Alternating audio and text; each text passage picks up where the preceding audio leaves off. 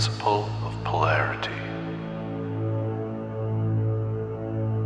Everything is dual. Everything has poles. Everything has its pair of opposites. Like and unlike are the same.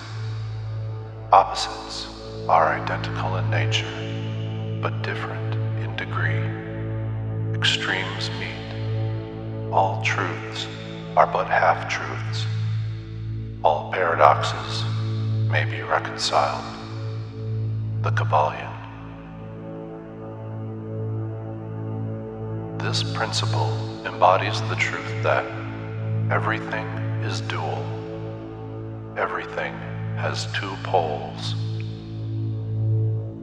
Everything has its pair of opposites, all of which were old Hermetic axioms. It explains the old paradoxes that have perplexed so many, which have been stated as follows. Thesis and antithesis are identical in nature, but different in degree. Opposites are the same, differing only in degree. The pairs of opposites may be reconciled. Extremes meet.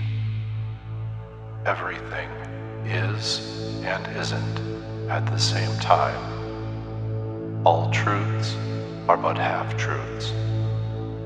Every truth is half false.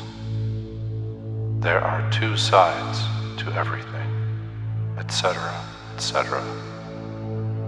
It explains that in everything there are two poles or opposite aspects, and that opposites are really only the two extremes of the same thing, with many varying degrees between them.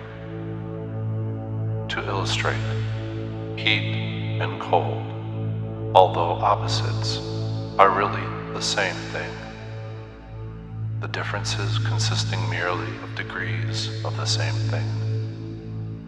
Look at your thermometer and see if you can discover where heat terminates and cold begins. There is no such thing as absolute heat or absolute cold. The two terms heat and cold simply indicate varying degrees of the same thing, and that same thing which manifests as heat and cold is merely a form, variety, and rate of vibration. So heat and cold are simply the two poles of that which we call heat, and the phenomena attendant thereupon are manifestations of the principle of polarity. The same principle manifests in the case of light and darkness, which are the same thing, the difference consisting of varying degrees between the two poles of the phenomena. Where does darkness leave off and light begin? What is the difference between large and small, between hard and soft, between black and white, between sharp and dull, between noise and quiet, between high and low, between positive and negative? The principle of polarity explains these paradoxes, and no other principle can supersede it. The same principle operates on the mental plane. Let us take a radical and extreme example, that of love and hate. Two mental states apparently totally different, and yet there are degrees of hate and degrees of love, and a middle point in which we use the terms like or dislike, which shade into each other so gradually that sometimes we are at a loss to know whether we like or dislike, or neither.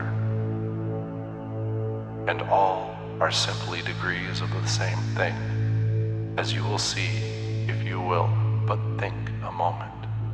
And more than this, and considered of more importance by the Hermetists, it is possible to change the vibrations of hate to the vibrations of love, and in one's own mind and in the minds of others.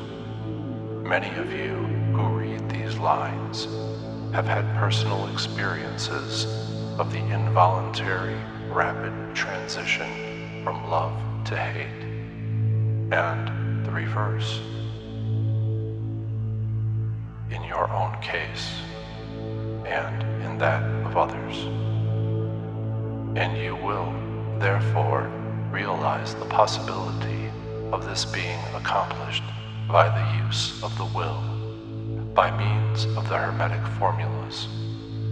Good and evil are but the poles of the same thing, and the Hermetist understands the art of transmuting evil into good by means of an application of the principle of polarity.